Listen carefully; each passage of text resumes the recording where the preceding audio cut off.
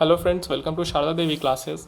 अभी हम लोग एसबीआई क्लर्क का एक पज़ल बनाएंगे जो लीनियर है, लीनियर अरेंजमेंट है। लीनियर अरेंजमेंट जानते हैं कि एक लाइन में कुछ लोग बैठे हैं, नॉर्थ साउथ देख रहे हैं, हो सकता है सारे लोग नॉर्थ देख रहे हों, एंड होता है यही सब चीज़। ठीक है, चलिए पॉइंट से शुरू करते हैं। ठीक है,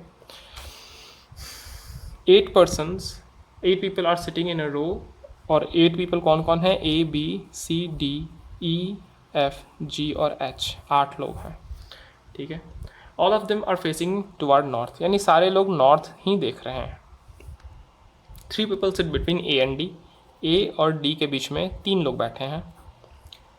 B sits third left of A के फर्स्ट सेकंड थर्ड लेफ्ट में बी है। चलिए, अच्छी बात है।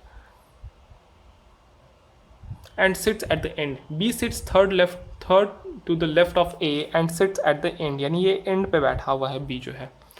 ठीक है, 3 people sit between B and G, B और जी के बीच में 3 लोग बैठे हैं।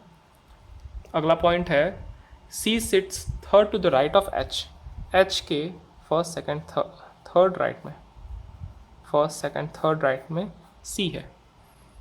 ई sits to the left of F, अब एफ के कहीं लेफ्ट में ई बैठा है, हो सकता है बगल में ही बैठा हो सकता है कुछ गैप पे बैठा हो। तो ये हो गया हम लोगों का पॉइंट्स। पता है अभी ना कुछ लोग कहेंगे, क्या सोच रहे होंगे कि ऐसे ऐसे करके 8 लोग बना देते हैं और उसी पे बैठाना शुरू कर देते हैं, तो ये हो जाएगा आपके लिए बर्डन, ये आपके लिए कभी भी सही नहीं होगा। ऐसा अगर लीनियर हो तो पॉसिबल डायग्राम से कैसे बचें, वो सीधा सीधा सोचना है कि ऐसा कुछ उठाएं जो एकदम रिजिड हो, वो कभी नहीं हिले। तो हम लोग के पास ये चीज़ है। ठीक है, ये एक ऐसा पॉइंट है जो इसको कोई नहीं हिला सकता है। जैसे कहने का मेरा मतलब कि ये लाइन है तो इस पॉइंट पे ही बी बैठेगा, कुछ भी हो जाए, क्योंकि सारे लोग नॉर्थ देख रहे हैं। ठीक है, और ए के लेफ्ट में है बी में, बी जो है। ठीक है, और भी थर्ड लेफ्ट में, यानी इसी एंड पे बैठेगा और वो एंड पे भी बताया हुआ है। समझ गए? तो हम लोग मान के चलेंगे, इस तरह से ना बना के इस तरह से ऐसे लिखेंगे, और ये एंड है, मतलब इसके इधर कुछ नहीं है। ठीक है, अब एक और पॉइंट है कि ए के 3 गैप पे डी है, तो ए के 3 गैप में इधर तो डी आएगा नहीं, इधर कुछ है ही नहीं, तो इसलिए 3 गैप पे 1 2 3 यहाँ आएगा। अब ज़रा हम लोग गिनेंगे कितना हुआ, 1 2 3 4 और 4 8, यानी ये हम लोग का फाइनल है। ठीक है, अब इसी में हम लोग को सेट करना है। फिर आता है बी के 3 गैप पे जी है, 1 2 3 जी, ये बहुत इजी क्वेश्चन है। ठीक है, एच के थर्ड राइट में सी है। अब देखिए एच हम यहाँ रख सकते हैं क्या? तो फर्स्ट सेकंड थर्ड नहीं, यहाँ रखेंगे फर्स्ट सेकंड थर्ड, तब रखेगा। इधर तो एच रखेंगे नहीं क्योंकि राइट इधर जाएगा ही नहीं, तो एच यहाँ रखेंगे तो फर्स्ट सेकंड थर्ड में सी हो गया। और एफ के लेफ्ट में है ई, यानी एफ यहाँ रखेंगे और ई यहाँ रखेंगे। तो ये हो गया हम लोग का सॉल्व, और जल्दी जल्दी हम लोग इसको मिला लेंगे।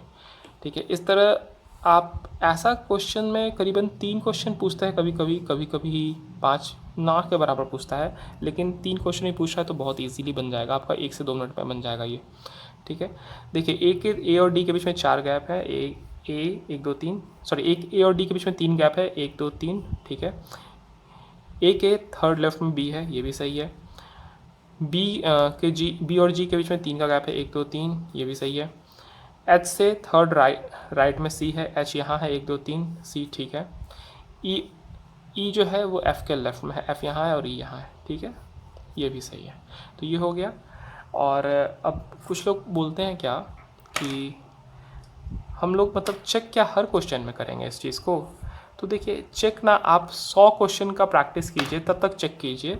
ठीक है, 100 क्वेश्चन प्रैक्टिस कीजिएगा तो आप चेक कीजिए, लेकिन उसके बाद क्या होगा, एक समय आएगा कि आपको खुद पे कॉन्फिडेंस आएगा कि नहीं, जो हम लिखे हैं, ये जो लिख लिए हैं उसके अनुसार इसको बैठाए हैं और इसमें कोई गलती नहीं होगा। ठीक है, थैंक यू।